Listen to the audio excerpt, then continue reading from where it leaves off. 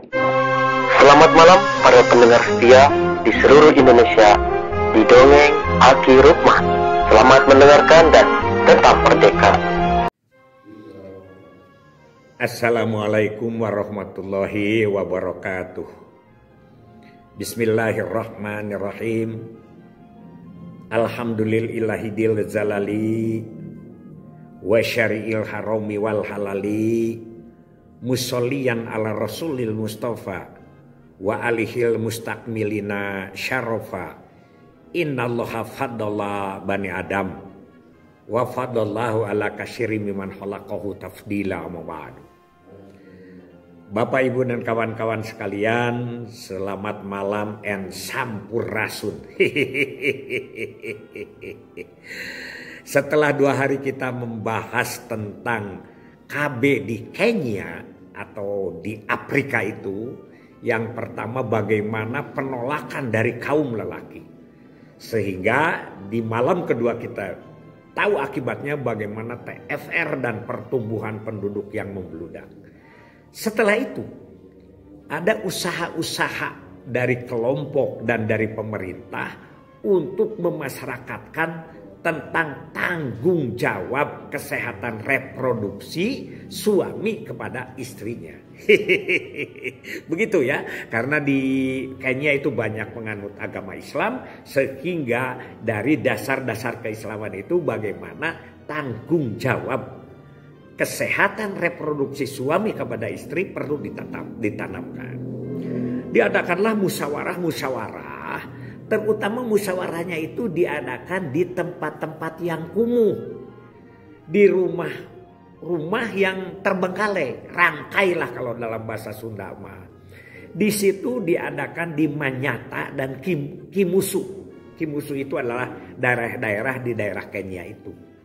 Dan diundang paling sedikitnya 50 orang kepala suku dari berbagai daerah ya, dari berbagai daerah. Diadakan musyawarah, diadakan riungan, diadakan gempungan. Yang pertama tentu saja adalah narasumber dari kesehatan yang menyatakan bagaimana bahayanya kesehatan reproduksi apabila terus-menerus melahirkan dan mengandung. Itu yang pertama.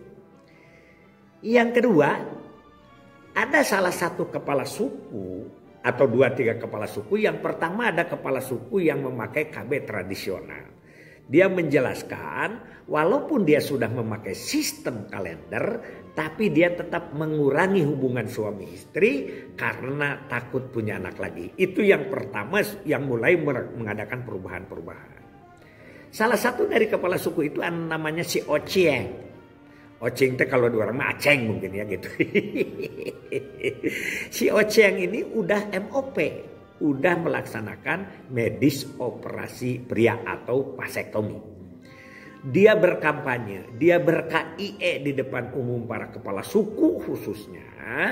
Dia mengatakan bahwa tidak mungkin yang namanya vasektomi itu akan mengurangi gairah seks laki-laki. Itu tidak mungkin.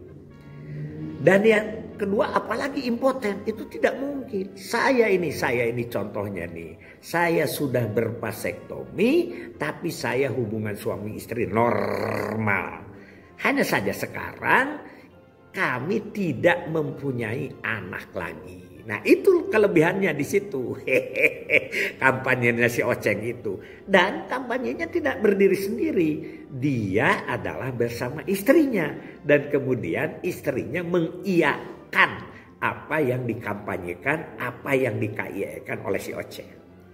Kita ingat, pada waktu kita ingin mendapat restu dari ulama, setelah 32 tahun kita minta fatwa vasektomi tetap mentok. Akhirnya kan kampanye kita itu dari Jawa Timur tuh. Orang yang rekanalisasi. Orang yang kan rekanalisasi dan juga dihadiri oleh istrinya. Nah karena itu kalau KIE itu Aki sering menyebut siapa yang paling baik untuk ber-KIE KB. Pada umumnya mengatakan pos KB. Pada umumnya mengatakan petugas. Bukan. Kalau yang namanya bagus untuk KIEKB adalah orang yang sudah ber-KB. Itu baru dipercaya. Nah ini si Oceng pun begitu ya. Karena apa? Karena punya wibawa diri dan wibawa pesan. Itu dalam ilmu komunikasinya. Tulisan Aki ya tahun 80-an. Kemana bukunya juga sudah tidak ada sekarang. Itu. Jadi si Oceng ini lebih dipercaya daripada KIE-nya orang-orang kesehatan yang belum bervasektomi. Dari situlah berbondong-bondong semuanya melaksanakan MOP. Meningkat nih MOP-nya luar biasa setelah KIE-nya si Oceng ini. Ingat ya, jadi itulah sekali lagi bahwa KIE itu lebih real dan lebih diterima oleh orang yang sudah melaksanakan daripada yang belum. Tentu saja adalah dongeng orang yang sudah ke Mekah ya dengan dongeng yang belum ke Mekah beda walaupun tidak ilmiah yang sudah mengalami. Ingat kawan-kawan sekalian, ini sebagai ilustrasi saja. Kita pun di Jawa Barat dulu tahun 2009, 2010 melaksanakan lomba KIE atau lomba mendapatkan akseptor MOP dengan hadiah umroh. Umroh. Bukan edel-edel ya. Umroh lah waktu itu hadiahnya. Aki membuat program seperti itu dengan teman-teman di BKKBN. Ingat timnya itu. Waktu itu ada Bu Ipit Ratmiah yang sudah almarhum. Bu Epa asalnya kasih jalsusnya. Oleh Aki digeser, diganti dengan Bu Yani, dan ada satu staf yang kampanye ke seluruh Jawa Barat, yaitu Profesor Seno Suseno. Si Kang Seno ini jagonya kampanye tentang MOP.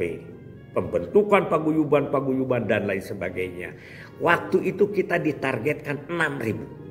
6.000 MOP itu satu provinsi. Mungkin itu jarang, sekarang tidak ada lagi ya. Yang itu karena sekarang kan diturunkan itu MOP-nya. Jadi 6.000 itu sampai bulan Maret ketika Aki serah terima itu baru tercapai 165. Gimana nih akalnya? Yang jelas pada saat itu adalah anggarannya 6.000 kali 400.000. Jadi 2,4 miliar pada waktu itu. Tapi untuk anggaran KIE, pra-nya dan lain sebagainya tidak ada. Sehingga Aki merevisi ya dari tempat-tempat lain dikumpulkan sehingga kawan-kawan tim ini bisa bergerak lebih leluasa. Akhirnya gimana? Akhirnya yang pertama menang umroh itu adalah tahun 2009 Kang Mamat. Kang Mamat itu adalah calo di Terminal Banjar. Ya, Banjar Jawa Barat, kota Banjar. Itu yang mendapat pertama ke sana. Sampai ada cerita di sana di Mekahnya itu dia pakai jaket KB. Nah, dibarengi oleh Kang Sobri. Kang Sobri almarhum ini adalah ketua DKM. Jadi pendampingnya Aki itu bukan kepala bidang. Tapi pendampingnya itu adalah ketua DKM Masjid As-Sakinah BKKBN. Tahun 2010 itu dimenangkan oleh Kang Adang. Kang Adang itu tukang temok dari Kabupaten Bandung. Karena dia paling banyak mendapat peserta MOP, dia umroh pada tahun 2010. Jadi Aki sudah memberangkatkan dua waktu itu ya. Yaitu 2009 Kang Mamat, 2010 adalah Kang Adang, tukang temok. Targetnya yang tadinya itu baru 165 sampai Desember, alhamdulillah gerakannya tinggi. Kabinnya dibawa piknik ke Thailand waktu itu. Karena keberhasilan MOP ya di Kabupaten Bandung. Kemudian juga ditawarin Kabin Ayudi dari Subang, yaitu Kang Masudi, tapi dia tidak berangkat. Yaitu Kang Rahmat dari Kabupaten Bandung berangkat karena dia keberhasilan MOP. Dengan para UPT waktu itu kan hadiahnya itu. Nah, kawan-kawan sekalian, dari 165 alhamdulillah kurang lebih 3.600. 3.600 agar-agaran MOP di mana-mana waktu itu. Ya, 3.600, tapi tetap tidak tercapai targetnya karena saat itu target Jawa Barat MOP-nya adalah 6.000. 6.000 lah kira-kira gitu ya. Enggak inilah waktu itu enggak masuk rasio waktu itu susah sekali ya. Tapi alhamdulillah bisa tercapai mungkin berapa ya? Sekitar 70% atau 60% atau berapa lah. 3.600 lah absolutnya seperti itu. Itulah gambaran Kenya dan sedikit perbandingan dengan di Indonesia yang Aki alami saja di Jawa Barat. Aki tidak menyebut se-Indonesia. Takut salah lah. Ini kan pengalaman saja cerita Aki itu. Mudah-mudahan ini menjadikan inspirasi bagi kita semua bahwa KB itu bukan di kita saja. Tapi KB itu di seluruh dunia dan terutama tadi malam Aki dapat japrian ya dari teman-teman. Ternyata ya di luar negeri lebih seru, lebih hebat penolakannya dan lain sebagainya.